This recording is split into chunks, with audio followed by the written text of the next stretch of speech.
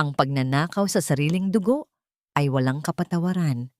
Habang nagdudugo ang mga kamay ni Tala, sa paglalaba, nagpapakasasa ang kanyang ina sa gintong binili ng laman ng kanyang apo. Wala kang kwentang anak, bayad na ang utang natin. Sigaw ng sarili niyang ina. Ngunit isang matapang na hakbang ang umasak sa ilusyon ng mga gahaman. Mula sa pagiging alipin, babangon ang isang inang handang pumatay para sa kanyang anak. Ngunit sapat ba ang pag-ibig para talunin ang mga demonyong nagtatago sa likod ng pamilya? Bayad na ang utang natin, Baldomero. Sa wakas, hindi na tayo kakatok sa pinto ni Don Severino para magmakaawa dahil naibigay na natin ang kapalit. Isang maliit na sakripisyo lang para sa kinabukasan nating lahat.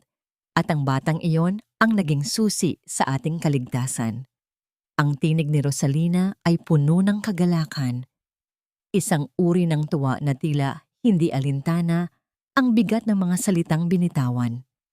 Sa kabilang dako ng dingding, sa loob ng maliit at madilim na kusina, napatigil ang kamay ni Tala sa pagpindot ng mainit na bakal sa puting uniforme ni Milo. Ang usok mula sa basang tela ay humalo sa malamig na hangin ng madaling araw. Ngunit ang init na nananalaytay sa kanyang mga ugat ay biglang naglaho, napalitan ng isang nanunuot na ginaw na tila yelo sa kanyang kalamnan. Maingat niyang pinaplansa ang bawat tupi ng damit ng kanyang anak. Iniisip ang kislap sa mga mata ni Milo kapag pumasok na ito sa paaralang ipinangako ng kanyang mga magulang. Ngunit ang bawat himaymay ng kanyang pagkatao ay tila unti-unting nadudurog sa narinig. Ang mabigat na bakal ng plansa ay dahan-dahang nawalan ng gabay mula sa kanyang mga daliri at bumagsak sa sahig, lumikha ng isang malakas na pagtama na yumanig sa katahimikan ng bahay. Ngunit hindi ito narinig ni Tala. Ang tanging naririnig niya ay ang marahas na pagpintig ng kanyang sariling puso na tila gustong kumawala sa kanyang dibdib. Ang kanyang lalamunan ay nanuyo. Naging kasing gaspang ng lupang tinatapakan ng mga magsasaka at ang kanyang mga mata ay nanatiling nakatitig sa kawalan. Ang bawat pangarap na binuo niya sa loob ng 6 na taon, ang bawat gabing halos hindi siya matulog para lamang makapaglalada ng mga tumpok-tumpok na damit ay biglang nagmura sa kanyang harapan. Ang kanyang anak, ang kanyang buhay, ang maliit na anghel na nagbigay ng kulay sa kanyang mundong puno ng dusa ay ginamit lamang na pambayad sa sugal at utang ng mga taong dapat sana ay nagtatanggol sa kanila. Bakit ang pag-ibig ng isang ina ay kailangang tapatan ng pagtataksil ng sariling magulang?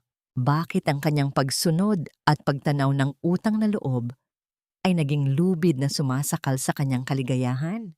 Dahan-dahang humakbang si Tala patungo sa sala. Ang kanyang mga paa ay tila gawa sa mabigat na bato. Nakita niya ang kanyang ina na may hawak na isang makapal na sobre, habang ang kanyang ama ay abala sa pagbibilang ng mga papel na tila ginto sa kanilang mga mata. Nang mapansin siya ni Rosalina, hindi pagsisisi, kundi pagkairita ang bumakas sa mukha nito. Agad na lumapit ang matanda at walang babalang binigyan siya ng isang malakas na sampal na nagpalingon sa kanyang mukha. Ang hapdi ng palad ng kanyang ina ay hindi hamak na mas masakit kaysa sa anumang hirap ng trabaho. Sinabihan siya nito na huwag maging makasarili, na ang ginawa nila ay para sa ikabubuti ni Milo dahil doon ay makakakain ito ng masarap at makakatira sa palasyo. Hindi tulad sa piling niya na amoy sabon at tuyo. Bawat salita ni Rosalina ay tila isang matalim na balisong na humihiwa sa puso ni Tala, isang uri ng pagmamanipula na ginagamitan ng relihiyon at maling konsepto ng pamilya upang takpan ang kanilang kasalanan. Hindi nakapagsalita si Tala. Ang kanyang mga luha ay hindi na nagawang pumatak dahil sa tindi ng shock na nararamdaman. Nang tangkaing niyang tumakbo sa silid ni Milo, hinarangan siya ni Baldomero at marahas siyang itinulak palabas ng pinto. Ang kanyang katawan ay tumama sa matigas at maputik na lupa sa harap ng kanilang bakuran. Ang kalansing ng kadena at ang tunog ng susi na naglalak sa pinto ay tila hatol ng kamatayan sa kanyang pandinig.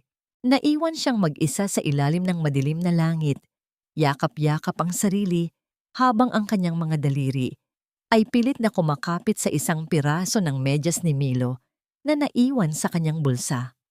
Doon, sa gitna ng katahimikan ng gabi, napagtanto ni Tala na ang bahay na itinuring niyang kanlungan ay isa palang piitan at ang mga taong tinawag niyang magulang ay ang mga kumuha sa tanging liwanag ng kanyang buhay. Hanggang kailan kailangang magbayad ang isang anak para sa mga kasalanang hindi naman niya ginawa. Sa ilalim ng nagbabagang sikat ng araw, ang tuhod ni Tala ay bumaon sa matigas at mainit na semento sa tapat ng naglalakihang bakal na tarangkahan ng mansyong Madrigal. Ang kanyang mga palad ay punong-puno ng galos at dumi mula sa pagkakasob-asob nang marahas siyang itulak ng mga gwardiya palayo sa entrada. Ang bawat hingal niya ay may kasamang lasa ng alikabok, ngunit ang hapdi ng kanyang mga sugat sa balat ay walang-wala kumpara sa tindi ng pagkakasakal sa kanyang puso. Ang bakal na bakod na abot langit ang taas ay tila isang pader na hindi matitibag, isang hangganan na naghihiwalay sa isang inang walang yaman laban sa mga taong naniniwalang ang bawat hininga ng tao ay may katumbas na presyo. Isang marangyang sasakyan ang dahan-dahang huminto sa kanyang tabi at mula rito ay bumaba si Rosalina. Ang kanyang ina ay tila ibang tao na. Nakasuot ito ng mamahaling bestido at sa kanyang leeg ay nagniningning ang isang bagong kwintas na ginto. Ang bawat kislap ng hiyas na yon ay tila sumisigaw ng katotohanang ibinenta ang sariling dugo at laman para sa karangyaan. Lumapit si Rosalina at tiningnan si Tala mula ulo hanggang paa nang may halong pandidiri. Tala, tumigil ka na sa paggawa ng eksena dahil nakakahiya ka sa mga kapitbahay. Look at you! Mukha kang basahan na itinapon sa kalsada. Gusto mo bang makita ka ni Milo sa ganyang kalagayan? Dito sa loob, magiging prinsipe siya, maliligo sa bango at ginto. Pero sa piling mo, mananatili lang siyang amoy sabon at tuyo gaya mo. Ang bawat salita ng kanyang ina ay tila isang latigo na humahagupit sa kanyang pagkatao. Pinagmumukha siyang maliit at walang silbi sa gitna ng sarili niyang pighati. Sa di kalayuan sa loob ng hardin, lumitaw si Senyora Carmen habang hila-hila ang kamay ni Milo. Ang bata ay pilit na kumakawala. Ang kanyang munting mukha ay basa ng luha at namumula sa sobrang pag-iyak. Mateo, stop crying. I am your mother now. Call me mama. Ang mariing utos ni Carmen habang pilit na pinatatahimik ang bata. Nang makita ni Milo si Tala sa labas ng tarangkahan, sumigaw ito ng mama. Nang buong lakas, isang tinig na puno ng takot at pangungulila. Sinubukan ni Tala na abutin ang anak sa pagitan ng mga rehas, ngunit ang distansya sa pagitan nila ay tila naging kasing layo ng langit at lupa. Ang bawat pag-abot ng munting kamay ni Milo ay tila isang punyal na paulit-ulit na bumabaon sa dibdib ni Tala habang ang tarangkahan ay nanatiling nakasara at bingi sa kanyang mga pagsusumamo. Isang pamilyar na kamay ang humawak sa balikat ni Tala at dahan-dahan siyang itinayo. Si Manang Joy, ang tanging kaibigang itinuring niyang pamilya sa palengke, ay naroon upang damayan siya. Hija, tama na ang pagpapakababa sa mga taong wala namang puso. Ang ahas ay mananatiling ahas kahit sarili mo pang dugo. Ang mahinahong sabi nito habang pinupunasan ang dumi sa mukha ni Tala. Habang naglalakad sila palayo, ibinulong ni Manang Joy ang tungkol sa mga lihim na transaksyong nakikita niyang ginagawa ni Baldomero at ang mga perang itinatago ng mga ito sa ilalim ng kanilang katre. Doon napagtanto ni Tala na ang kanyang pagsasakripisyo sa loob ng maraming taon ay ginamit lamang upang payamanin ang mga taong handa siyang ilaglag sa oras na hindi na siya kapaki-pakinabang. Bumalik si Tala sa kanilang dampa, hindi upang magmakaawa, kundi upang kunin ang natitirang piraso ng kanyang dangal. Wala siyang dinalang marami, tanging ang mga alaala ni Milo at ang galit na ngayoy nagbibigay sa kanya ng lakas. Habang papalabas siya ng pinto, iniabot sa kanya ni Manang Joy ang isang piraso ng lumang pahayagan na may nakabilog na anunsyo. Kailangan nila ng maglalaba sa loob ng mansyong Madrigal, Tala. Ito na ang pagkakataon mo. Tiningnan ni Tala ang anunsyo. Ang kanyang mga mata na dati ay puno ng luha ay napalitan ng isang malamig at matalim na determinasyon. Ang pader na naghihiwalay sa kanya at sa kanyang anak ay sisimulan na niyang tibagin anuman ang maging kapalit. Sa loob ng isang marangyang opisina sa pinakamataas na gusali sa Cebu, nakatayo si Cassian Monteverde habang nakatingin sa malawak na dagat na tila walang hangganan. Ang ulan ay malakas na humahampas sa makapal na salamin ng bintana. Lumilikha ng mga guhit ng tubig na tila mga luhang hindi matapos-tapos. Sa kabila ng kanyang tagumpay at yaman bilang isang makapangyarihang negosyante sa transportasyon, may isang bahagi ng kanyang pagkatao na nananatiling hungkag, isang sugat mula sa nakaraan na tumatangging maghilom.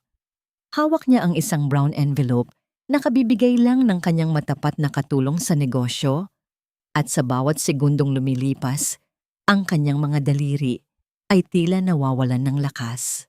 Nang dahan-dahan niyang ilabas ang mga dokumento sa loob, isang larawan ng isang maliit na bata ang bumagsak sa kanyang mesa. Ang pinong tasa ng tsaa na hawak ni Cassian ay bumagsak sa sahig at nagkapira-piraso. Ang mainit na likido ay kumalat sa mamahaling alpombra, ngunit hindi niya ito napansin. Ang kanyang paningin ay nakapako sa mukha ng batang lalaki na may pangalang Mateo Madrigal. Ang mga mata ng bata, ang hugis ng labi, at ang paraan ng pagtingin nito sa kamera ay tila isang salamin ng sarili niyang anyo noong siya ay bata pa. Isang matalim na sakit ang gumuhit sa kanyang dibdib, isang katotohanang 6 na taon niyang hindi nalaman dahil sa mga kasinungalingang ipinakain sa kanya. This can't be. Tala, bakit hindi mo sinabi sa akin? Ang pabulong na tanong ni Cassian sa hangin, habang ang kanyang boses ay nanginginig sa halo-halong emosyon ng galit at pangungulila. Mabilis na bumalik sa kanyang gunita ang mga huling sandali bago siya umalis sa Dumaguete.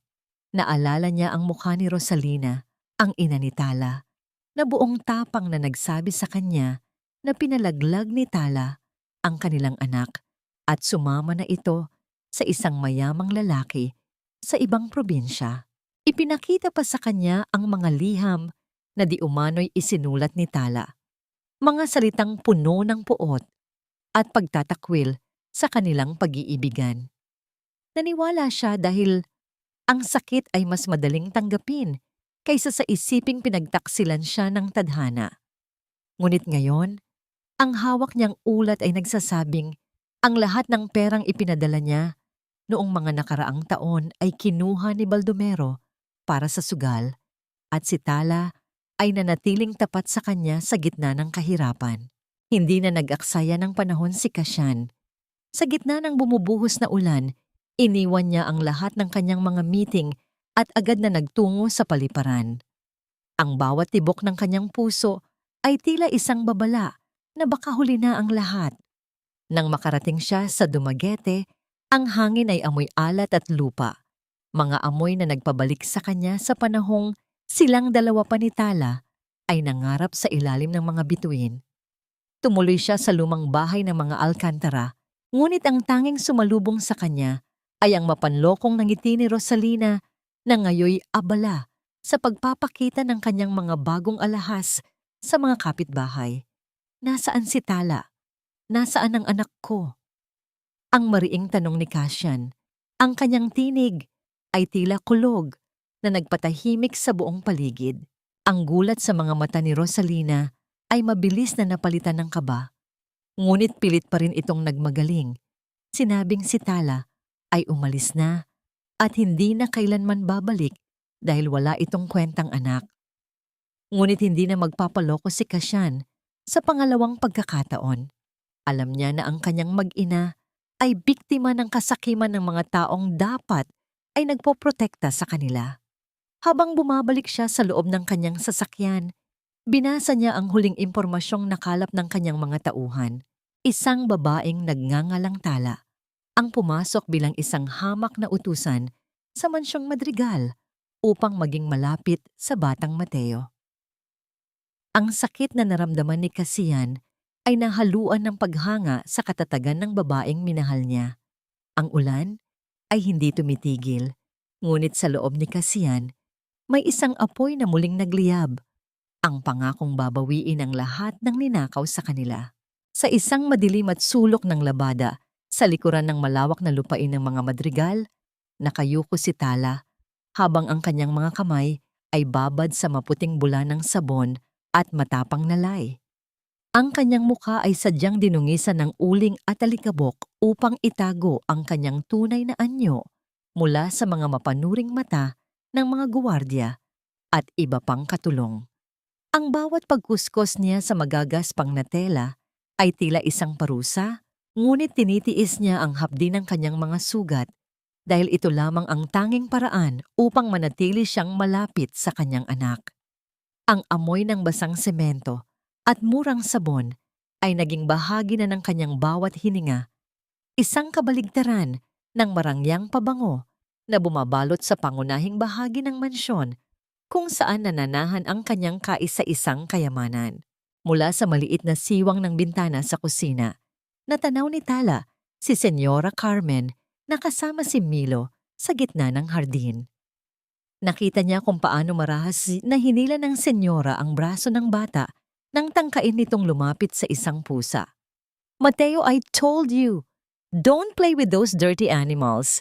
Behave like a real madrigal." Ang mariing utos ni Carmen na umalingaw-ngaw hanggang sa kinaroroonan ni Tala. Sa gitna ng malamig at tila walang katapusang kailaliman, habang unti-unting nauubos ang hangin sa kanyang mga baga, mahigpit na hinawakan ni Talita ang kanyang tiyan.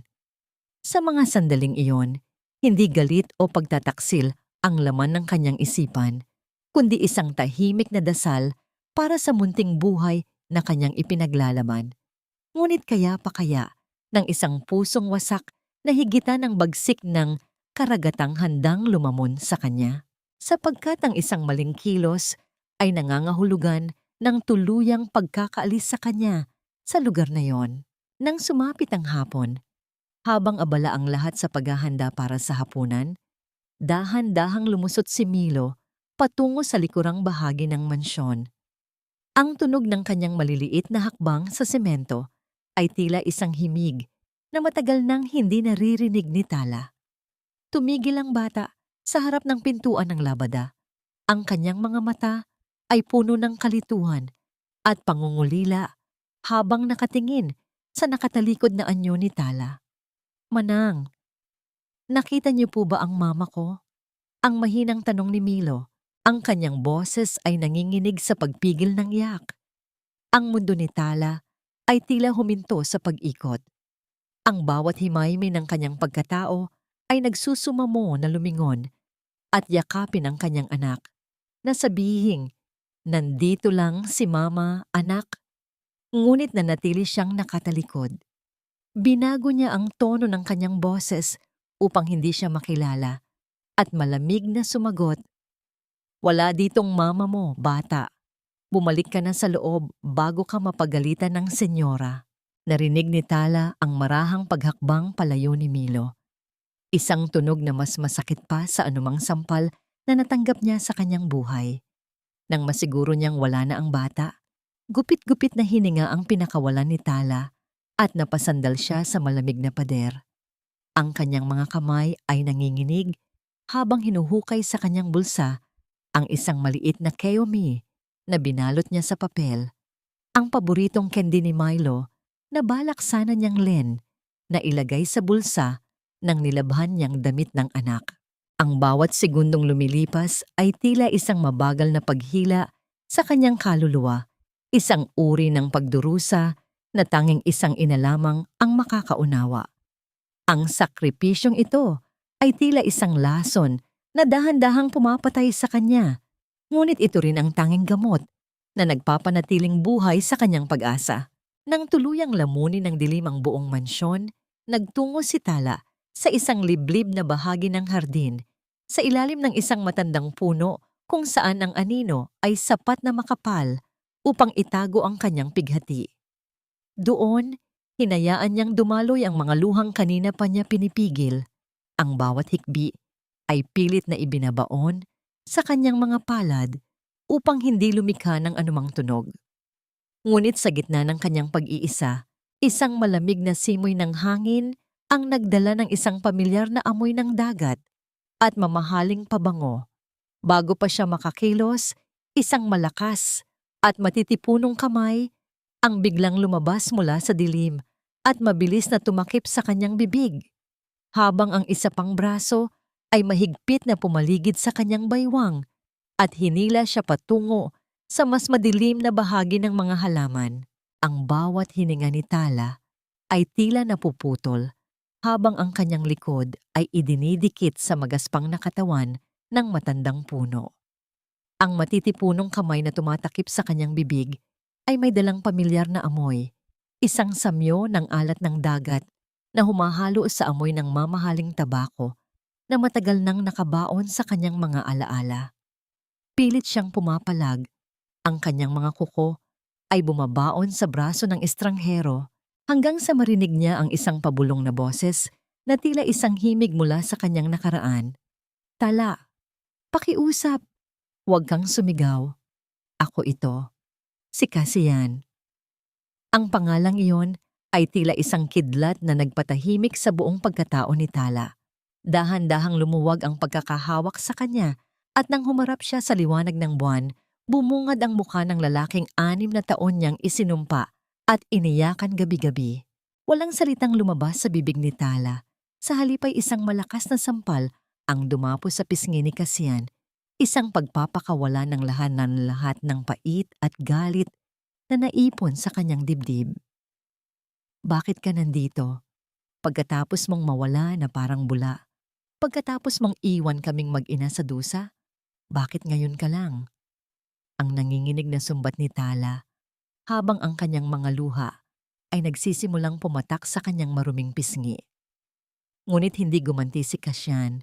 Sa halip ay lumuhod siya sa harap ni Tala sa gitna ng maputik na lupa at hinawakan ang mga kamay ng babae na ngayoy magaspang at puno ng sugat dahil sa labada. Ang paghawak na yon ay puno ng pag-iingat, tila ba hawak niya ang pinakamarupok na kristal sa mundo. Ipinaliwanag ni Kasiyan ang lahat, ang mga liham na ipinadala niya buwan-buwan na hinarangan ni Rosalina, at ang malalaking halaga ng pera na kinuha ni Baldomero para ipambayad sa utang sa sugal habang sinasabi sa kanya na si Tala ay sumama na sa iba. Ang bawat salitang binitawan ni Kasiyan ay tila isang mabigat na bato na bumabagsak sa puso ni Tala. Dinudurog ang bawat paniniwalang binuo niya tungkol sa kanyang sariling mga magulang. Ang katotohanan ay mas masakit pa kaysa sa kahirapan. Ang mismong mga taong nagbigay sa kanya ng buhay ang siyang pumatay sa kanyang kaligayahan. Napahagulgol si Tala. Ang kanyang mga balikat ay nayayanig sa tindi ng sakit. At sa sandaling iyon, hindi siya hinayaan ni Kasiyan na mag-isa. Hinila siya ng lalaki sa isang mahigpit na yakap. Ibinabaon ang mukha ni Tala sa kanyang dibdib habang marahang hinahaplos ang magulo nitong buhok. Tala, I am so sorry. Patawarin mo ako dahil naging mahina ako. But I promise you, hinding-hindi ko nahahayaang may manakit sa inyo ni Milo. Ang pabulong na pangako ni Kasiyan habang ang kanyang sariling mga mata ay nanunubig. Dahan-dahan niyang inangat ang mukha ni Tala at ipinatong ang kanyang noo sa noo nito. Isang sandali ng katahimikan kung saan ang tanging naririnig ay ang mabilis na pagtibok ng kanilang mga puso. Sa kabila ng dumi sa mukha ni Tala at ang amoy ng sabon na dumidikit sa kanyang balat, wala nang ibang mahalaga kay Kasiyan kundi ang babaeng nasa kanyang bisig. Ang init ng hininga ni Kasiyan sa kanyang balat ay nagbigay kay Tala ng isang uri ng lakas na matagal na niyang kinalimutan. Nagkasundo ang dalawa na hindi pa panahon para bawiin si Milo ng marahas dahil sa hawak na dokumento ni Don Severino. Kailangang maging matalino habang si Cassian ay gagamit ng kanyang kapangyarihan sa labas upang gipitin ang mga negosyo ni Severino. Mananatili si Tala sa loob bilang mata at tainga. Bago sila naghiwalay, kinuha ni Cassian ang kamay ni Tala at idiniit ito sa kanyang labi. Isang halik na puno ng pangako at paggalang. Mag-ingat ka, Tala. Every single day, I will be watching over you. Just wait for my signal. Habang pinapanood ni Tala ang paglaho ni Cassian sa dilim, ang takot sa kanyang puso ay napalitan ng isang mapanganib na ningas ng pag-asa. Ngunit sa gitna ng kanilang lihim na kasunduan, isang tanong ang nananatiling nakatusok sa kanyang isipan. Sapat ba ang kanilang pag-ibig upang wasakin ang imperyong itinayo sa dugo at kasinungalingan? Malamig pa ang simoy ng hangin, ngunit basang-basa na ng pawis ang likod ni Tala habang pilit niyang pinakikinang ang malawak na sahig na gawa sa mamahaling marmol. Ang bawat kuskos ng basahan sa ilalim ng kanyang mga tuhod ay tila isang ritual ng pagpapakababa. Isang paalala na sa loob ng mansyong ito, siya ay isa lamang anino na walang pangalan. Ang amoy ng floor wax ay nanunuot sa kanyang ilong, humahalo sa pait ng kanyang mga hininga. Habang nakayuko, nakita niya ang isang pares ng sapatos na may matutulis na sakong na dahan-dahang humihinto sa harap ng kanyang basang sahig. Ang bawat hakbang nito ay lumilikha ng matunog na pagtama sa bato. Isang tunog na nagpabilis sa tibok ng puso ni Tala dahil sa pamilyar na bango ng murang pabango na pilit itinatago ng amoy ng pulbos. Dahan-dahang iniangat ni Tala ang kanyang paningin at bumungad sa kanya ang mukha ni Rosalina, ang kanyang sariling ina, na ngayoy nakasuot ng makapal na makeup at may bitbit na bagong bag. Narito ang babaeng nagluwal sa kanya, ngunit tila isang estranghero na may pusong bato. Nagpunta si Rosalina sa mansyon upang muling humingi ng allowance kay Don Severino. Ginagamit ang pangalan ni Milo bilang mitya ng kanyang kasakiman.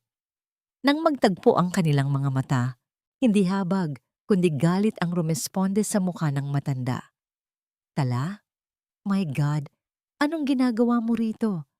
Nagtatatrabaho ka bilang katulong sa bahay kung saan narito ang anak mo. Are you trying to embarrass me sa harap ng mga madrigal? Ang pabulong na bulyaw ni Rosalina habang mariing hinahawakan ang braso ng anak. Pilit na binabawi ni Tala ang kanyang braso, ang kanyang mga mata ay nagniningas sa hindi maipaliwanag na sakit. Sinabihan siya ni Rosalina na siya ay isang walang utang na loob na anak na kinalimutan na ang lahat ng hirap ng pagpapalaki sa kanya. Ginamit muli ng matanda ang pamilyar na sandata, ang banta ng sumpa ng magulang. 9 na buwan kitang dinala sa sinapupunan ko, Tala. Pinakain kita, binihisan, tapos ngayon gagawan mo ako ng eksena. Isipin mo si Milo. Gusto mo bang malaman ng lahat na ang nanay niya ay tagalinis lang ng dumi ng ibang tao? Ang bawat salita ni Rosalina ay tila lason na dahan-dahang pumapatay sa natitirang pagmamahal ni Tala sa kanyang ina. Ngunit sa pagkakataong ito, hindi yumuko si Tala. Nanatili siyang nakatayo, ang kanyang mga kamao ay nakakuyom hanggang sa mamuti ang kanyang mga kuko. Sa gitna ng panunumbat ni Rosalina, may kinuha itong panyo sa kanyang bag at hindi sinasadyang nalaglag ang isang maliit na piraso ng papel. Hindi ito napansin ng matanda dahil abala siya sa pag-aayos ng kanyang buhok bago humarap kay Senyora Carmen. Nang makaalis si Rosalina patungo sa opisina ni Don Severino, mabilis na pinulot ni Tala ang papel. Ito ay isang slip ng bangko, isang patunay ng deposito na may napakalaking halaga at ang nakasulat na pangalan ng nagpadala ay hindi si Severino kundi isang ospital sa Cebu. Ang kanyang noo ay napakunot. Bakit nagpapadala ng pera ang kanyang ina sa isang ospital kung wala naman silang kamag-anak doon? Ang misteryong ito ay tila isang bagong tinik na bumaon sa kanyang isipan, isang lihim na maaring mas madilim pa sa pagbebenta kay Milo. Nabalik lamang ang diwa ni Tala nang makarinig siya ng kaguluhan mula sa itaas na bahagi ng mansyon. Ang mga boses ng mga katulong ay puno ng kaba at ang tunog ng mabilis na pagtakbo sa pasilyo ay nagpatahimik sa buong bahay. Sa gitna ng malawak na sala, nakita ni Tala ang maliit na anyo ni Milo na dahan-dahang bumibigay. Ang kanyang mga mata ay pumupungay hanggang sa tuluyan itong mawalan ng malay sa sahig. Ang kulay sa mukha ng bata ay naglaho, tila isang lantang bulaklak na nawalan ng tangkay. Ang sigaw ng takot ay bumara sa lalamunan ni Tala habang nakikita niyang nagkakagulo ang lahat. Ngunit siya, bilang isang hamak na tagalinis, ay nanatiling nakatayo sa malayo. Hindi man lang mahawakan ang sariling anak na ngayoy tila kinuha na ng dilim. Ang bawat hininga ni Milo ay tila isang mabigat na pasanin na humahabol sa kanyang maliit na dibdib habang ang init ng lagnat ay dahan-dahang tumutupok sa kanyang munting katawan. Sa loob ng marangyang silid na puno ng mamahaling gamit, tila isang lantang bulaklak ang bata na nakahiga sa gitna ng malawak na kama. Si Senyora Carmen ay nakatayo sa paanan ng higaan. Ang kanyang mukha ay hindi bakas ng pag-aalala, kundi ng pagkabagot at inis. Para sa kanya, ang pagkakasakit ni Mateo ay isang abala sa kanyang mga plano, isang depekto sa isang proyektong dapat sana ay perpekto. Mateo, why are you so weak? Nakakahiya sa mga bisita natin bukas kung ganyan ang itsura mo. Ang malamig na sabi ni Carmen bago niya iniwan ang bata sa pangangalaga ng isang katulong na wala ring pakialam. Nang tuluyang lamunin ng katahimikan ang buong mansyon at ang tanging naririnig na lamang ay ang malayo at mahinang tunog ng mga kuliglig sa labas, isang anino ang dahan-dahang gumapang sa madilim na pasilyo.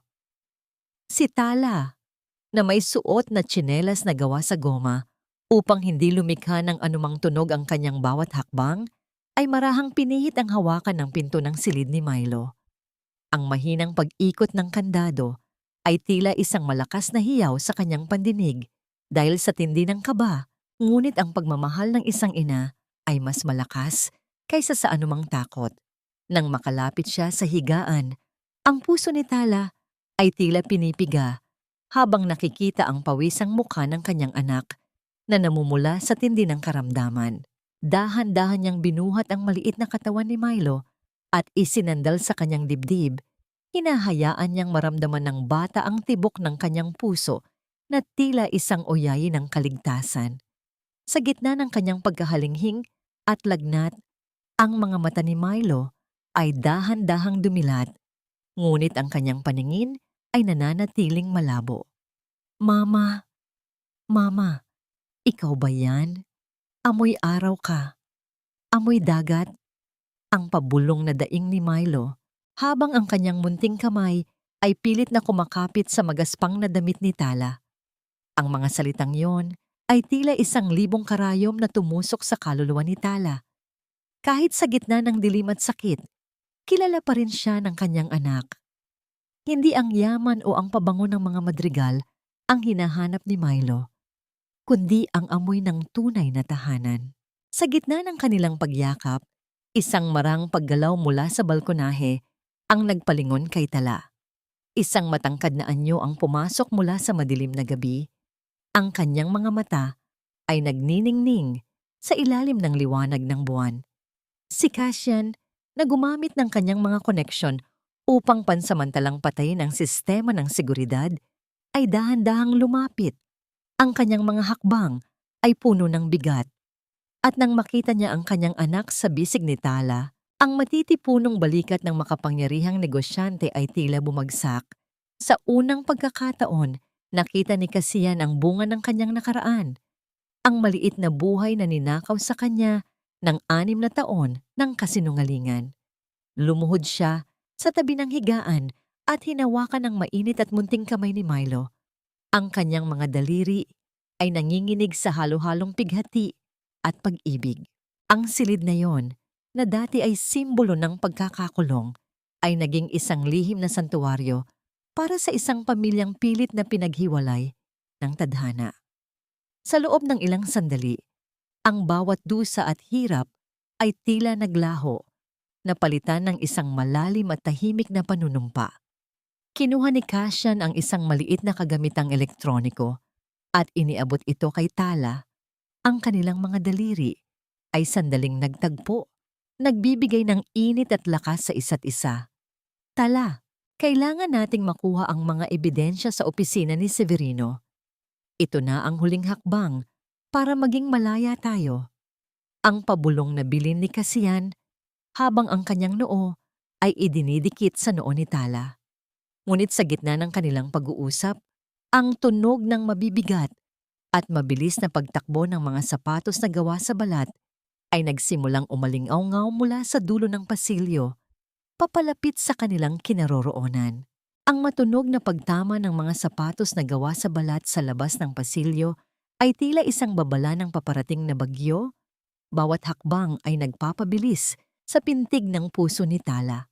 Sa isang mabilis na pagkilos, binitawan ni Cassian ang kamay ni Milo at muling naglaho sa kadiliman ng balkonahe. Ang kanyang anyo ay tinangay ng malamig na simoy ng hangin bago pa man bumukas ang pinto. Mabilis na nagtago si Tala sa likod ng makapal at mabigat na kurtinang pelus, pinipigilan ang bawat hininga hanggang sa maramdaman niya ang hapdi sa kanyang dibdib. Pumasok si Senyora Carmen, ang kanyang mga mata ay mapanuri at tila naghahanap ng anumang pagkakamali sa loob ng silid. Tiningnan lamang nito ang natutulog na bata nang may halong pandidiri bago muling lumabas.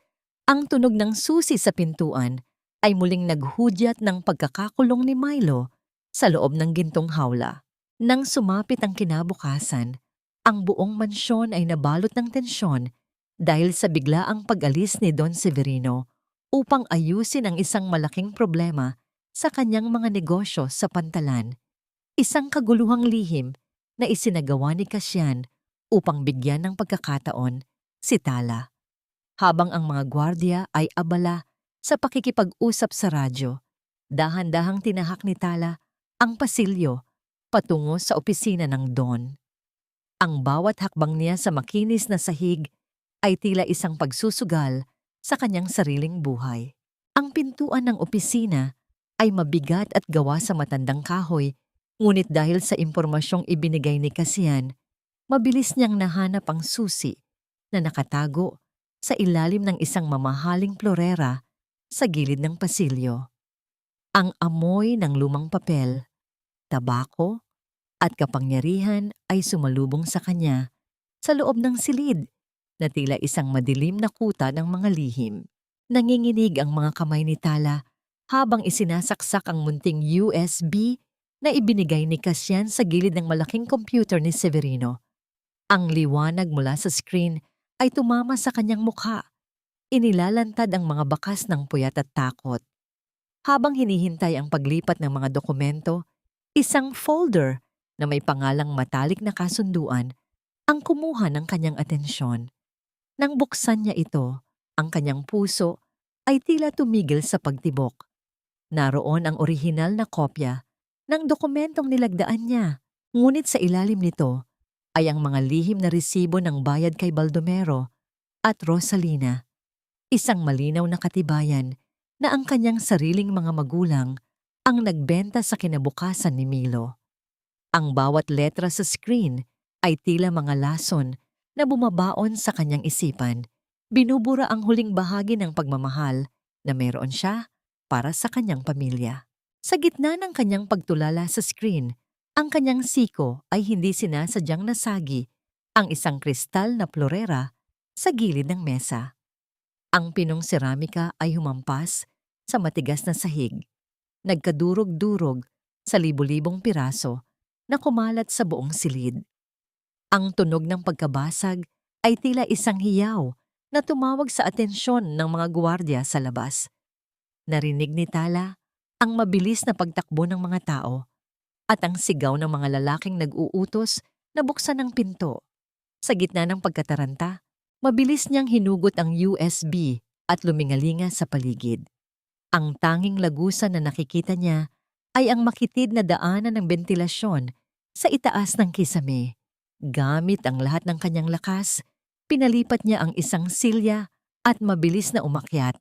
Ang bawat galos sa kanyang balat ay hindi niya alintana hanggat makuha niya ang kalayaang matagal na nilang inaasam.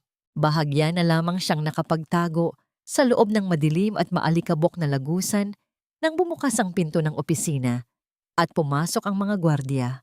Ang bawat hininga ni Tala ay tila isang mabigat na pasanin habang naririnig ang kanilang mga mura at ang paghahanap sa taong pumasok sa silid.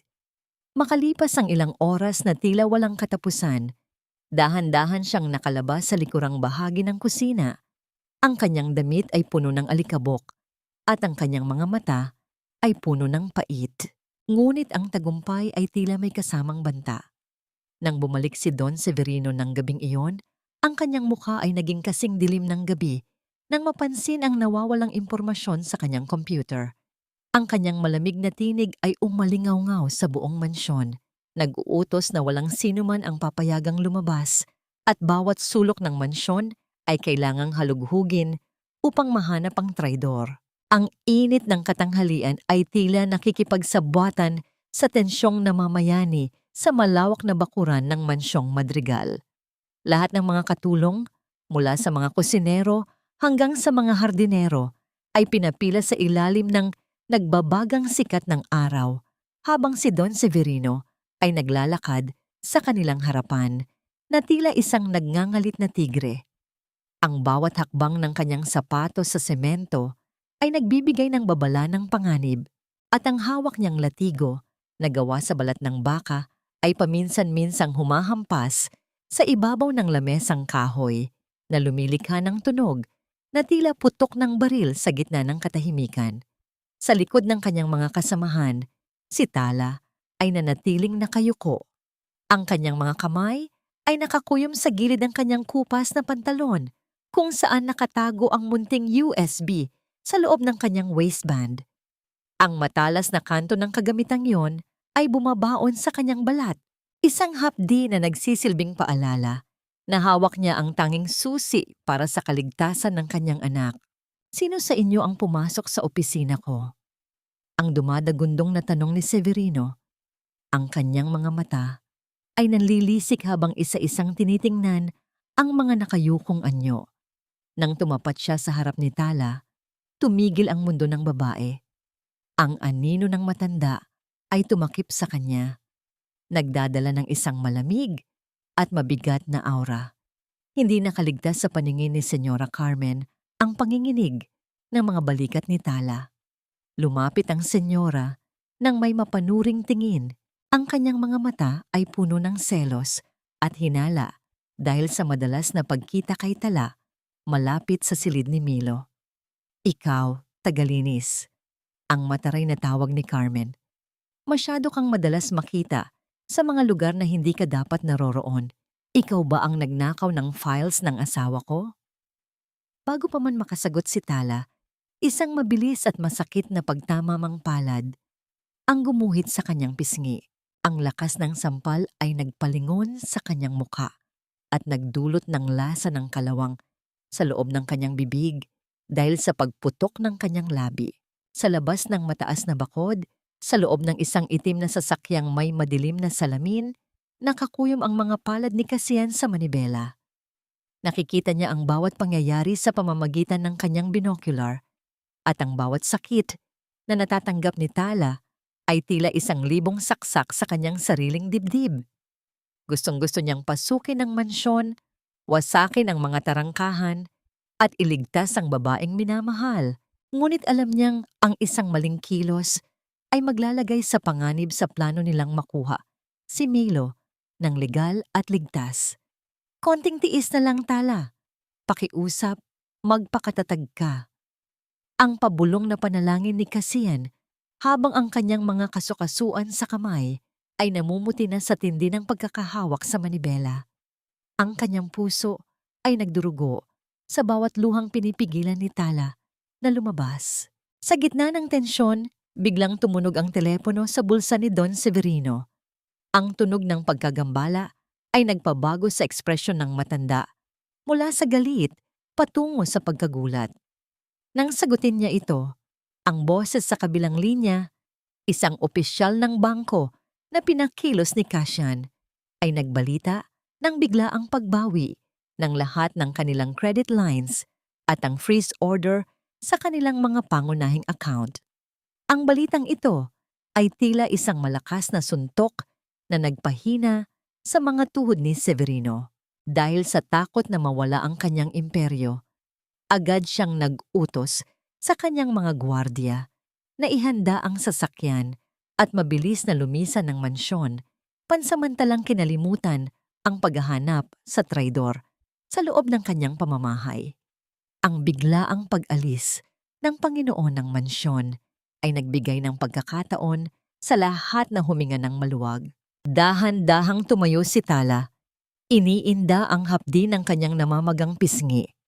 Nagtungo siya sa likurang bahagi ng hardin, sa isang madilim na sulok kung saan ang bakod ay may maliit na butas na natatakpan ng makapal na baging. Doon, muli niyang naramdaman ang pamilyar na presensya sa kabilang panig. Inabot niya ang USB sa pamamagitan ng butas at naramdaman ang mainit na daliri ng tauhan ni Cassian na kumuha nito.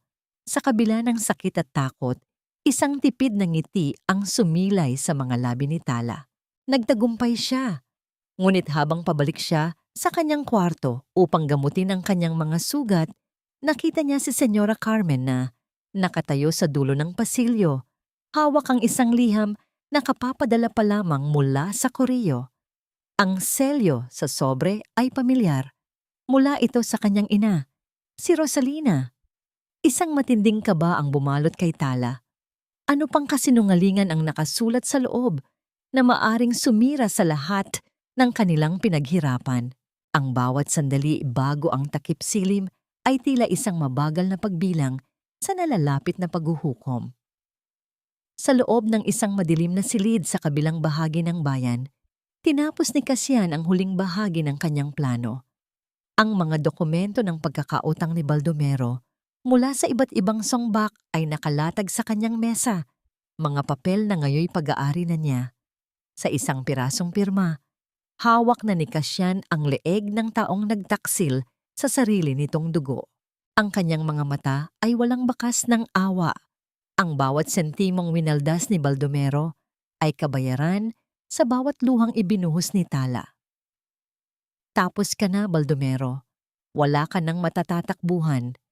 Ang pabulong na wika ni Cassian, habang ang kanyang mga daliri ay mariing humahawak sa panulat. Ang tindi ng kanyang galit ay makikita sa pamumuti ng kanyang mga kasukasuan.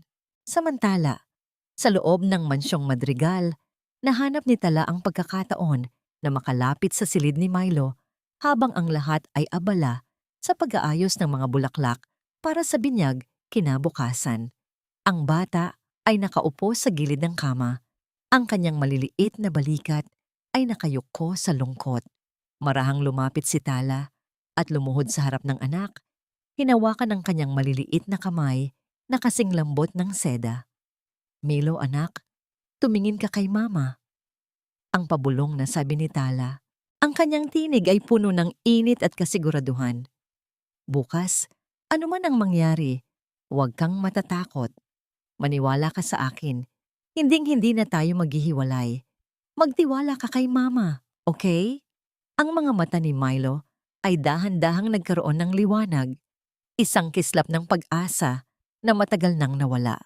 Tumango ang bata at mahigpit na niyakap ang leeg ni Tala. Ang amoy ng sabon at pagmamahal ay muling naging kanlungan ng kanyang munting puso. Sa kabilang bahagi ng mansyon, sa loob ng hardin, naganap ang isang lihim na pagkikita na magiging mitya ng pagsabog. Si Rosalina, na suot ang kanyang pinakamagarang alahas, ay hinarap si Don Severino. Ang kanyang mukha ay puno ng kasakiman, ang kanyang tinig ay mapanuri at mapangapi. Don Severino, Hindi sapat ang ibinigay niyo.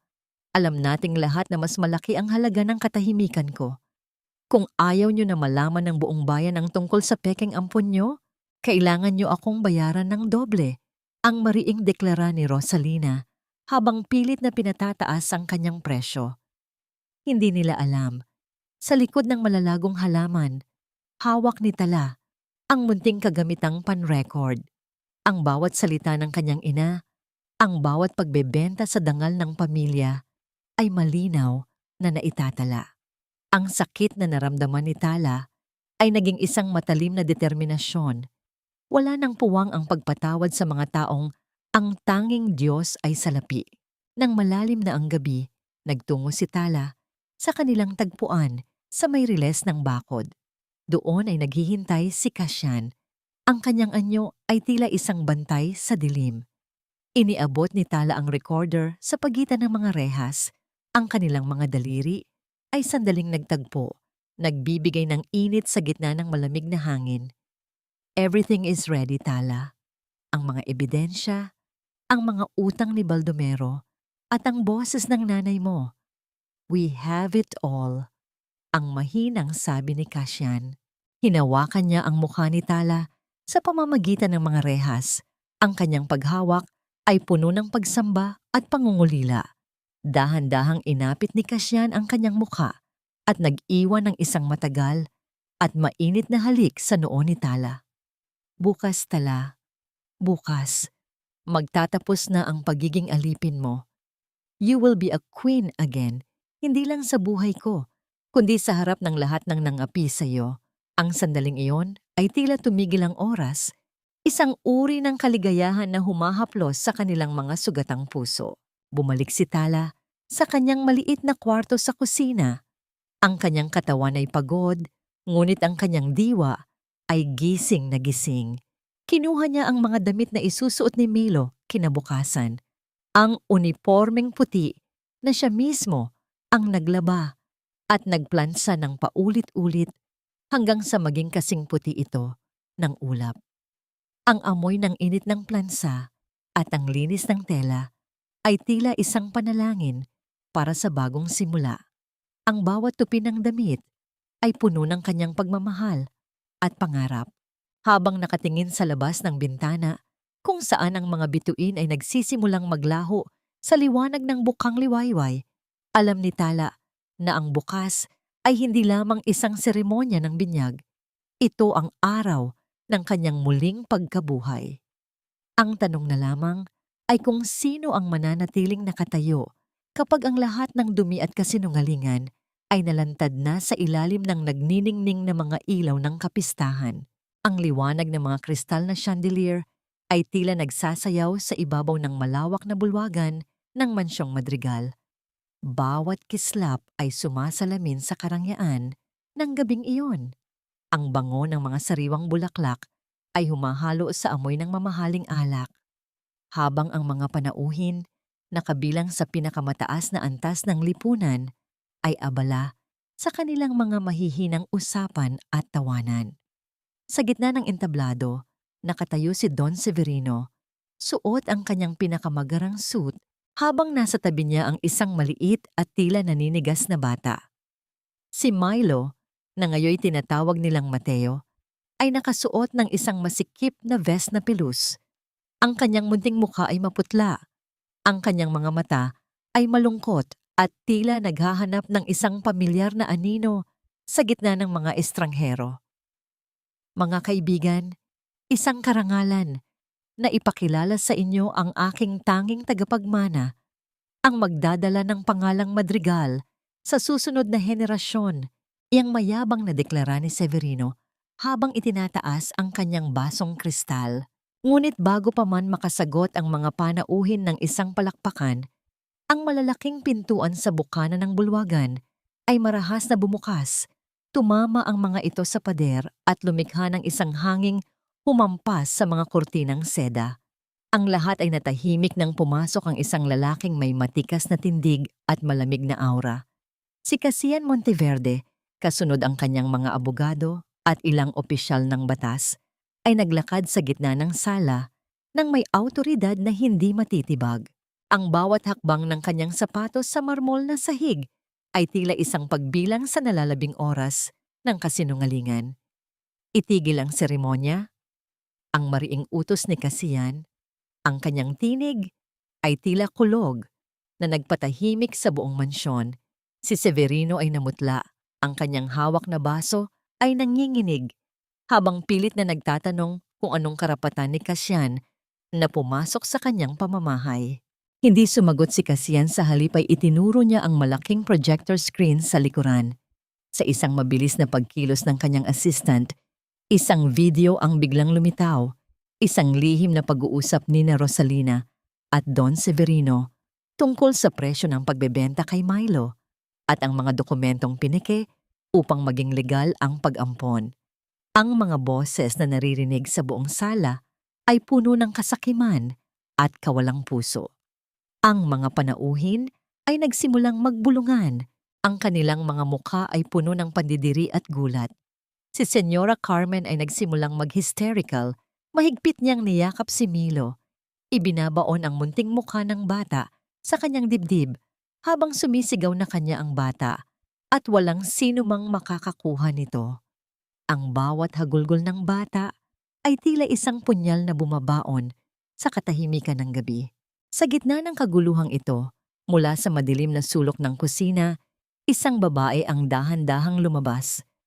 Si Tala, suot ang kanyang marumi at kupas na damit ng isang togiat, ay naglakad patungo sa gitna ng bulwagan.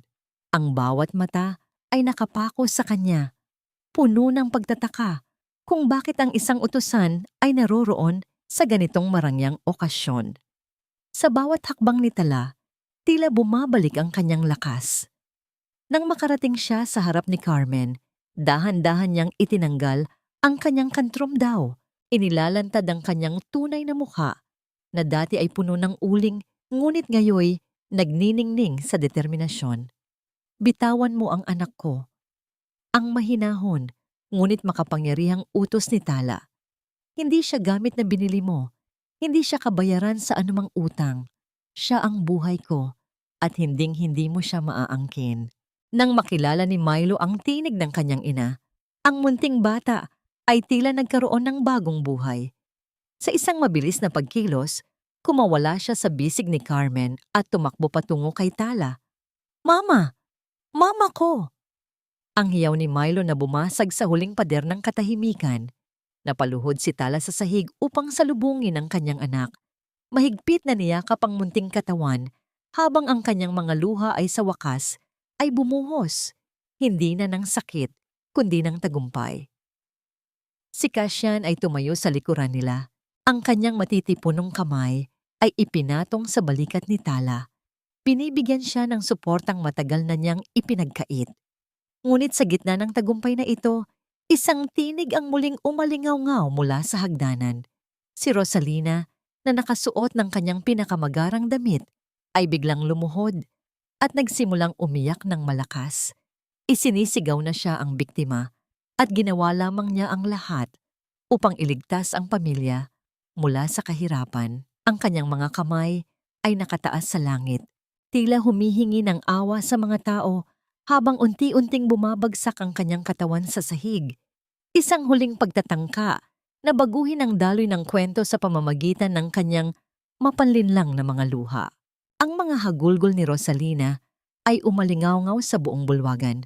Bawat hikbi ay tila pinag-aralan at bawat patak ng luha ay sadyang idinisenyo upang pukawin ang awa ng mga panauhin.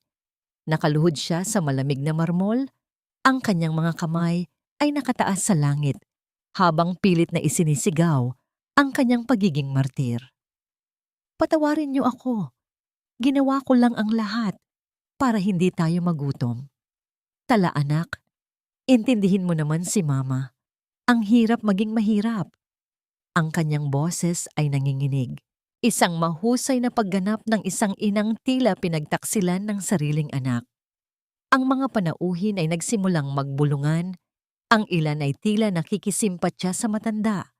Nalilito kung sino nga ba ang tunay na biktima sa gitna ng marangyang trahedyang ito. Ngunit si Kasyan ay hindi hinayaang magtagumpay ang palabas na yon. Humakbang siya pasulong. Ang kanyang anyo ay tila isang pader ng katotohanan na hindi matitinag ng anumang drama. Mula sa kanyang bulsa ay inilabas niya ang isang makapal na tumpok ng mga resibo at dokumento ng bangko. Martir? Kahirapan? Ang malamig na tanong ni Kasian. Ang kanyang tinig ay tila hiwa ng patalim sa gitna ng ingay. Narito ang mga ebidensya ng bawat sentimong ipinadala ko sa loob ng 6 na taon para kay Tala at sa aking anak. Hindi kayo naghirap, Rosalina. Winuldas niyo ang kinabukasan ng sarili ninyong anak sa mga songbak at sabungan. Sa bawat papel na inilalatag ni Kasyan sa ibabaw ng mesa, ang kulay sa mukha ni Rosalina ay unti-unting naglalaho. Napapalitan ng isang madilim na takot na hindi na kayang itago ng makeup. Sa labas ng mansyon, ang asul at pulang liwanag mula sa mga sasakyan ng awtoridad ay nagsimulang magningning sa malalaking bintana. Nagbibigay ng babala na ang gabi ng paghuhukom ay narito na. Pumasok ang mga pulis habang hila-hila si Baldomero na nahuli sa pagtatangkang tumakas sa likurang tarangkahan. Ang ama ni Tala ay nakayuko. Ang kanyang mga kamay ay nakakabit sa bakal na posas. Ang kanyang muka ay puno ng kahihiyan at pagkatalo. Kasabay nito, si Don Severino ay pinalibutan ng mga opisyal dahil sa kasong falsification of documents at human trafficking. Ang imperyong itinayo sa kasinungalingan at panggigipit ay mabilis na gumuho sa harap ng lahat. Si Senyora Carmen ay napaupo sa sahig. Ang kanyang mga mata ay nanlilisik sa galit at kawalan ng malay habang nakikitang kinukuha ang lahat ng kanyang inakalang pag-aari. Tumingin si Tala sa kanyang ina. Walang galit sa kanyang mga mata. Tanging isang malalim at malamig na habag na mas masakit pa sa anumang sampal. Lumapit siya kay Rosalina at dahan-dahang hinawakan ang balikat nito, ngunit hindi upang itayo, kundi upang tuluyang magpaalam. Mama, ang utang na loob ay ibinibigay sa mga taong nagbigay ng pagmamahal, hindi sa mga taong gumamit ng sariling dugo bilang pambayad utang. Ngayong gabi, wala na akong utang sa iyo. Wala na akong utang sa pamilyang ito. Ang tinig ni Tala ay kalmado ngunit may bigat ng isang bundok. Sa sandaling iyon, ang huling kadena na gumagapos sa kanyang kaluluwa ay tuluyang naputol. Ang katahimikan ni Tala ay naging mas malakas kaysa sa anumang sigaw ni Rosalina. Binuhat ni Tala si Milo. Ang munting ulo ng bata ay nakasandal sa kanyang balikat. Ang kanyang munting kamay ay mahigpit na nakakapit sa damit ng ina. Si Kasyan ay lumapit at inakbayan si Tala. Ang kanyang matitipunong braso ay nagsilbing pananggal laban sa mga mapanuring mata ng mundo.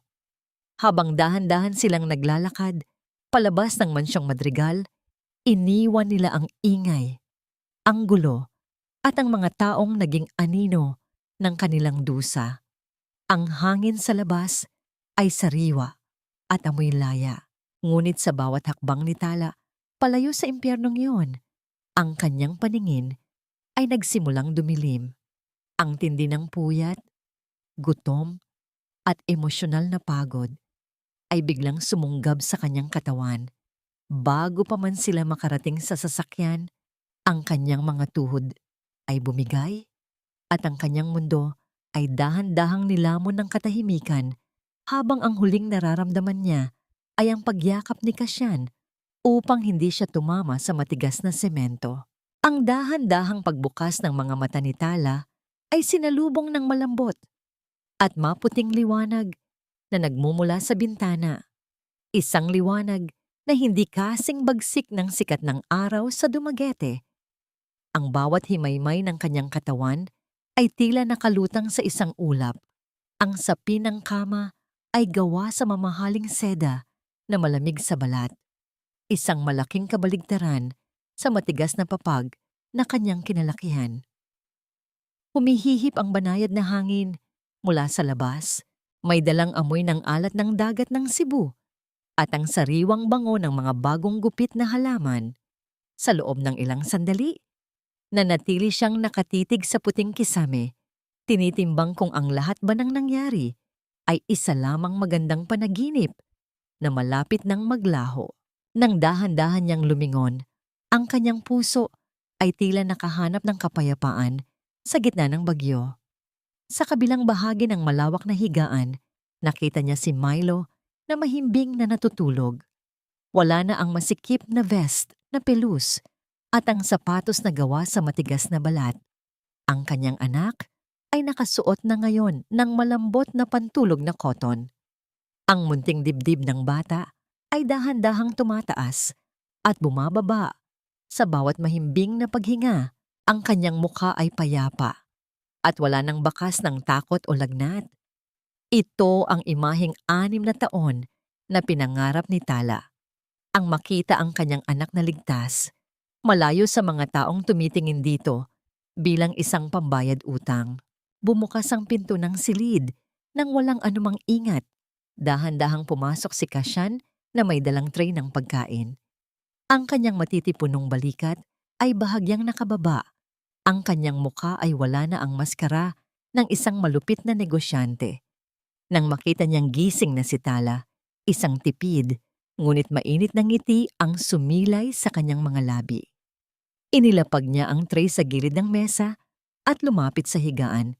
Naupo sa tabi ni Tala nang may labis na pag-iingat na tila ba natatakot siyang mabasag ang katahimikan ng sandaling iyon. Kain ka muna, Tala. You've been asleep for almost a day. Kailangan mo ng lakas. Ang mahinahong pakiusap ni Kasyan habang ang kanyang mga mata ay puno ng pagsamba. Kinuha ni Kasyan ang mangkok ng mainit na lugaw at dahan-dahang umihip dito bago ito inialay sa mga labi ni Tala. Sa bawat subo na ibinibigay ni Kasyan, nararamdaman ni Tala ang hindi maipaliwanag na init na gumagapang sa kanyang dibdib. Hindi lang ito pagkain, ito ay ang pagkalinga na matagal na niyang ipinagkait sa kanyang sarili para sa kapakanan ng iba. Sa gitna ng pagkain, hindi napigilan ni Tala ang pagdaloy ng mga luha sa kanyang mga pisngi. Ang bawat hikbi ay pilit niyang ibinabaon sa kanyang lalamunan. Ngunit ang bigat ng 6 na taon na pagpapanggap na matatag ay biglang gumuho. Ang mga luha ay pumatak sa kanyang mga kamay na puno pa rin ng mga bakas ng sugat mula sa labada. Mga kamay na ngayoy dahan-dahang kinuha ni Kasyan at hinawakan ng mahigpit. Tala, tahan na. Wala na tayo sa Dumaguete, wala na sina Don Severino at ang mga magulang mo. You don't have to carry the world anymore. Ang pabulong na sabi ni Kasihan habang dahan-dahang pinupunasan ng mga luha sa mukha ni Tala gamit ang kanyang mga hinlalaki. Dito sa Cebu, sisimulan natin ang lahat. I promise you, hinding-hindi ko nahahayaang may humawak sa mga kamay na ito para saktan ka o gamitin ka. You and Milo are my priority now. Ang bawat salita ni Kasihan ay tila isang gamot na humahaplos sa mga sugat ng kaluluwa ni Tala. Isang uri ng kaligtasan na akala niya ay hindi na darating. Isang mahabang sandali ng katahimikan ang namayani sa pagitan nila. Isang katahimikan na hindi nakakangalay kundi puno ng pag-unawa. Ipinatong ni Tala ang kanyang ulo sa balikat ni Kasihan. Nilalanghap ang pamilyar na amoy ng lalaking minahal niya mula noon hanggang ngayon. Sa gitna ng kanyang pagpikit, naramdaman niya ang malambot na halik ni Kasyan sa ibabaw ng kanyang buhok, isang pangako ng proteksyon na hindi na kailangang bigkasin pa. Ngunit sa likod ng kapayapaang ito, isang maliit na sobre ang nakapatong sa ilalim ng tray, isang liham na may selyo mula sa pambansang bilangguan. Kahit na malayo na sila sa panganib, ang nakaraan ay tila isang anino na pilit pa ring humahabol, naghihintay ng tamang pagkakataon upang muling kumatok sa kanilang mga pintuan. Ang bawat hakbang ni Tala sa loob ng malamig at maalikabok na pasilyo ng pambansang bilangguan ay tila isang pagbabalik sa madilim na bahagi ng kanyang nakaraan na nais na niyang ibaon sa limot. Ang amoy ng luma at basang semento, na humahalo sa amoy ng kalawang ng mga rehas na bakal ay nagpabigat sa kanyang bawat hininga. Sa kabilang panig ng makapal na salamin, nakita niya ang isang anyo na tila tinangay na ng panahon ang dating ningning. Si Rosalina ay nakaupo sa isang matigas na silya. Ang kanyang balat ay tila lantang dahon na puno ng kulubot. At ang kanyang mga mata, na dati ay puno ng kasakiman, ay ngayoy mababakas ang matinding pagkapagod at pangungulila. Walang marangyang alahas, walang makapal na kolorete. Ang tanging natira ay ang katotohanan ng isang inang biktima ng sarili niyang mga maling desisyon.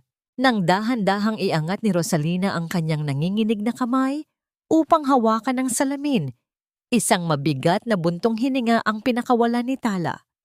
Narinig niya ang boses ng kanyang ina sa pamamagitan ng lumang telepono, isang tinig na basag at puno ng pagsusumamo. Tala anak, patawarin mo si mama. Hindi ko na kaya rito. Wala akong kasama. Si Baldomero ay iniwan na rin ako. Wala nang bumibisita sa akin. Ikaw na lang ang pag-asa ko, anak. Dugot laman mo ako. Huwag mo akong hayaang mabulok dito.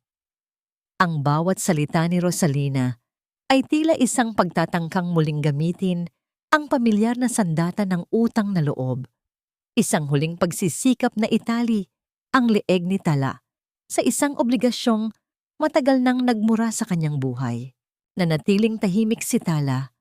Ang kanyang mga mata ay nakapako sa mga kamay ng kanyang ina na pilit na kumakapit sa pag-asa. Sa loob ng mahabang sandali, walang anumang emosyon ang gumuhit sa kanyang muka.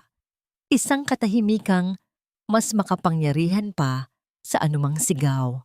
Pinagmasdan niya ang babaeng nagbigay sa kanya ng buhay, ngunit siya ring kumuha sa bawat pagkakataon niyang maging masaya. Mama, ang mahinahong simula ni Tala. Ang kanyang boses ay tila isang banayad na agos ng tubig sa gitna ng tuyot na lupa. Pinatawad na kita. Pinatawad kita hindi dahil karapat-dapat ka, kundi dahil pagod na akong magbitbit ng galit sa puso ko. Gusto ko nang lumaya at ang pagpapatawad sa iyo ang tanging susi para sa sarili kong kapayapaan. Isang kislap ng maling pag-asa ang sumilay sa mga mata ni Rosalina. Inakalang ang mga salitang iyon ay nangangahulugan ng muling pagbabalik sa dati. Ngunit mabilis itong naglaho nang muling magsalita si Tala nang may matatag na rangi. Ngunit ang pagpapatawad ay hindi nangangahulugang babalik ako sa dati mong buhay. Binibigyan kita ng sapat na halaga para sa iyong mga pangangailangan dito, ngunit hanggang doon na lamang iyon. Hindi ko nahahayaang mahawakan o madungisan mo ang mundo namin ni Milo. Tapos na ang panahong ako ang pambayad sa iyong mga pagkakamali. Ang bawat salita ni Tala ay tila isang matalim na gunting na tuluyang pumuputol sa huling hibla ng nakakalason na ugnayan. Ang kanyang tinig ay walang puot, tanging ang matikas na hangganan ng isang babaeng natuto ng pahalagahan ang sarili. Tumayo si Tala at dahan-dahang ibinaba ang telepono. Hindi na narinig ang huling gapi at pagsigaw ng kanyang ina mula sa kabilang panig ng salamin. Ang tunog ng mabigat na pintong bakal na dahan-dahang sumasara sa kanyang likuran ay tila isang formal na pagtatapos sa isang kabanatang puno ng luha. Paglabas niya sa tarangkahan ng bilangguan, sinalubong siya ng init ng sikat ng araw at ang sariwang hangin na nagmula sa malawak na langit. Sa malayo, nakita niya si Cassian na nakatayo sa tabi ng kanilang sasakyan. Hawak ang isang simpleng kumpol ng mga bulaklak na dahan-dahang sumasayaw sa ihip ng hangin. Nang magtama ang kanilang mga mata, isang matamis at payapang ngiti ang sumilay sa mga labi ni Tala. Wala na ang takot, wala na ang bigat. Ang tanging nararamdaman niya ay ang kagaanan ng isang pusong sa wakas ay nakauwi na sa tunay nitong tahanan. Isang taon ang mabilis na lumipas at ang sikat ng araw sa Cebu ay tila may dalang kakaibang haplos ng pag-asa na hindi kailanman naramdaman ni Tala sa kanyang nakaraan. Ang hanging nagmumula sa dagat ay humahalik sa mga telang nakasampay sa harap ng kanyang maliit ngunit malinis na establishmento. Sa itaas ng pintuan, isang maayos na karatula ang nakasabit kung saan nakasulat ang mga salitang nagmula sa kanyang sariling paninindigan. Walang utang na loob na higit sa kalayaan. Ang bawat letra ay tila isang selyo ng kanyang tagumpay laban sa mga anino ng kahapon. Ang amoy ng malinis na sabon at ang init ng bagong plansang tela ay hindi na amoy ng pagkaalipin para kay Tala. Ito na ngayon ang samyo ng kanyang sariling pagsisikap at dangal bilang isang babaeng may-ari ng kanyang sariling kapalaran. Ang katahimikan ng hapon ay dahan-dahang napuno ng tunog ng mabibilis at masasayang hakbang sa semento. Lumitaw si Milo mula sa kanto. Ang kanyang buhok ay bahagyang magulo mula sa paglalaro sa paaralan at ang kanyang munting muka ay nagniningning sa sigla. Wala na ang maputlang bata na laging nakayuko sa takot. Sa harap ni Tala ay isang batang malayang tumatawa at nangangarap. Agad na lumapit ang bata at kumuha ng isang tumpok ng mga malalambot na tuwalya upang tulungan ng kanyang ina sa pagtutupi. Mama, look, I got a gold star today because I helped my teacher. Ang mayabang ngunit malambing na kwento ni Milo habang maingat niyang itinatabi ang mga tela. Ang bawat tupi ni Milo ay tila isang panalangin ng pasasalamat. Isang simpleng gawain na puno ng kahulugan dahil ginagawa nila itong magkasama, malayo sa mga rehas ng mansyong Madrigal. Sa gitna ng kanilang paggawa, ang anino ng isang marangyang sasakyan ay dahan-dahang huminto sa tapat ng tiyangge. Bumaba si Kasiyan, ang kanyang mamahaling polo ay bahagyang nakatupi ang mga manggas at ang kanyang mukha ay wala na ang bakas ng kapangyarihang nagpapakaba sa marami. Sa halip, ang kanyang mga mata ay lumalambot sa tuwing dapo. Ang paningin niya kay Tala. Hindi siya naghintay na pagbuksan ng pinto. Sa halip, agad siyang pumasok sa loob ng shop at naupo sa isang maliit na silya sa tabi ni Tala. Need help with those towels, Hon? My folding skills are improving, I promise. Ang nakangiting alok ni Kasyan habang kinukuha ang isang piraso ng tela. Ang makapangyarihang negosyante na dati ay nag-uutos sa libu-libong tao ay ngayoy masaya ng tumutulong sa pagtutupi ng mga labada. Isang pagpapakumbabang nagpapatunay na ang tunay na yaman ay nasa piling ng mga taong mahal mo. Isang sandali ng matamis na katahimikan ang namayani habang ang kanilang mga kamay ay nagtatagpo sa ibabaw ng mga tela. Hinawakan ni Kasiyan ang kamay ni Tala. Ang kanyang hinlalaki ay marahang humahaplos sa mga peklat na unti nang naglalaho. Ang titig ni Kasiyan ay puno ng pangako na hinding-hindi na niya bibitawan ang pagkakataong ito. You did it, Tala. You built this life for us. Ang pabulong na wika ni Kasiyan, ang kanyang tinig ay puno ng paghanga. Ngumiti si Tala, isang nangiting umabot sa kanyang mga mata at isinandig ang kanyang ulo sa balikat ng lalaki. Ang init ng katawan ni Kasiyan at ang amoy ng kanyang pabango na humahalo sa bango ng malinis na labada ay nagbigay kay Tala ng isang uri ng katiwasayan na hindi kayang bilhin ng anumang ginto sa mundo. Nang lumubog na ang araw at ang langit ay napuno ng kulay ube at ginto, nagsalo ang pamilya sa isang simpleng hapunan. Sa ibabaw ng kanilang maliit na lamesang kahoy ay nakahain ng mainit na kanin at ang pamilyar na amoy ng pritong tuyo. Ang pagkain ng kanilang kahirapan na ngayoy naging simbolo ng kanilang tagumpay.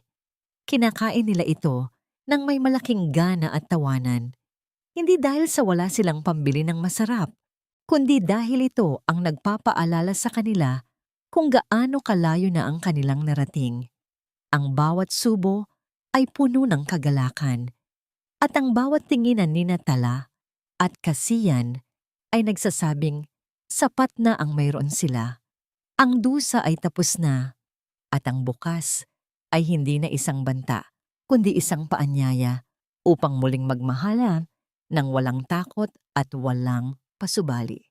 Ang bawat kabanata ng buhay ni Tala ay tila isang mahabang paglalakbay sa gitna ng unos, ngunit sa dulo ng lahat, natagpuan niya ang isang pampang na puno ng katahimikan. Ang epilogue na ito ay hindi lamang pagtatapos, kundi isang pagpapatunay na ang liwanag ay laging sumisibol pagkatapos ng pinakamadilim na gabi. Sa loob ng isang maliit na hardin sa Cebu, habang pinapanood ni Tala ang kanyang anak na si Milo na nagdidilig ng mga halaman, naramdaman niya ang isang uri ng kapayapaan na hindi kailanman naibigay sa kanya ng kanyang nakaraan. Ang tanong na kung nasaan ang tunay na patawad ay nasagot na sa loob ng kanyang puso. Pinatawad na ni Tala ang kanyang mga magulang, hindi dahil naging mabuti sila, kundi dahil ayaw na niyang maging bilanggo ng kanilang mga pagkakamali. Ang kanyang patawad ay isang regalong ibinigay niya sa kanyang sarili upang ang kanyang hinaharap ay hindi na muling mabahira ng pait. Gayunpaman, ang patawad na ito ay may kasamang matibay na hangganan. Alam ni Tala na ang pagmamahal sa sarili ay nangangahulugan din ng paglayo sa mga taong sumisira sa iyong kaluluwa. Ang binyen o kapayapaan na tinatamasa nila ngayon ay hindi itinayo sa ibabaw ng yaman ni Cassian, kundi sa pundasyon ng katotohanan at paggalang. Si Cassian ay hindi lamang naging isang tagapagtanggol, kundi isang katuwang na natutong makinig sa bawat tibok ng puso ni Tala. Natutunan nilang bumuo ng isang tahanan kung saan ang bawat isa ay pinahahalagahan at ang bawat desisyon ay ginagawa ng may pagsasaalang-alang sa damdamin ng bawat isa. Para kay Milo, ang kanyang paglaki ay hindi na nabubalot ng takot o obligasyon na bayaran ang mga utang na hindi naman sa kanya. Siya ay lumalaki sa isang mundong ang tanging utang na loob na kailangan niyang tanawin ay ang pasasalamat sa buhay na malaya at puno ng pag-ibig. Ang mahalagang bayhak o leksyon na iniwan ng kwentong ito para sa bawat nakikinig ay simple ngunit napakalalim. Ang pamilya ay dapat maging kanlungan, hindi piitan.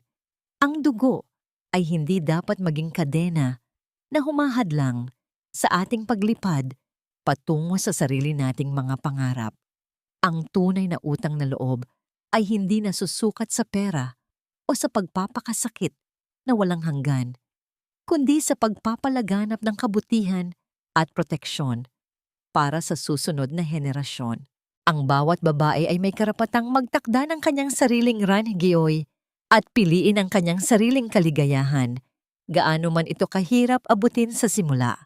Bilang dandyakanyan o huling pagsusuri sa kwentong ito, makikita natin ang transformasyon ni Tala mula sa isang biktima ng tradisyon patungo sa isang reyna ng kanyang sariling buhay.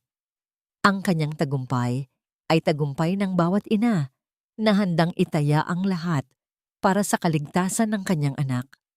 Ang wakas na ito ay nag-iiwan ng isang matamis na duam sa ating mga puso. Isang paalala na hanggat may pag-asa at pag-ibig, laging may pagkakataon para sa isang bagong simula.